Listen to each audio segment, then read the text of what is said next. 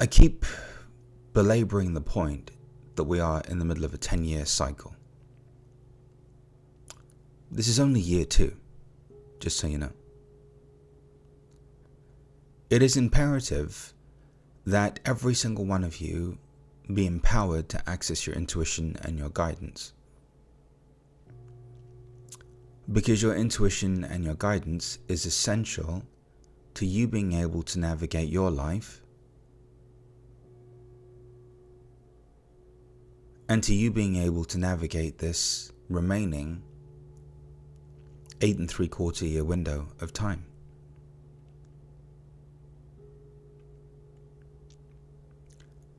And what's fascinating is more and more it's becoming really clear to me that the majority of you actually shut this guidance and intuition down when you were children because you were afraid of what you were seeing or experiencing or feeling. And so, of course, now as an adult, you now are disconnected from that same sensitivity that you once had and utilized perfectly. So it's going to sound weird to say this, but some of you have made who God made you to be wrong. You've made your intuition, your guidance, your sensitivity, your ability to connect wrong. But then what happens is you then make everything else wrong. And so this is why this is important. This is why we have to address it, right? And I feel like the only reason why any of this is an issue is because you view it through a lens of separation because you were afraid of what you were seeing, feeling, or experiencing. So for example, for some of you, when you were by yourselves in your rooms at night, or even during the day, you'd see things and feel things and hear things.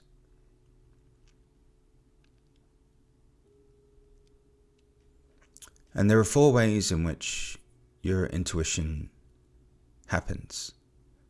You see things, meaning you have visions or dreams, and they become reality.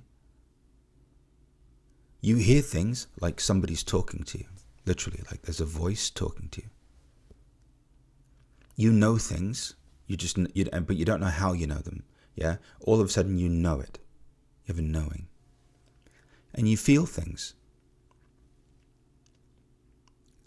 And so these are the 4 ways that you access the guidance and the intuition. The 4 main ways. In like observing millions of people, these are the 4 main ways.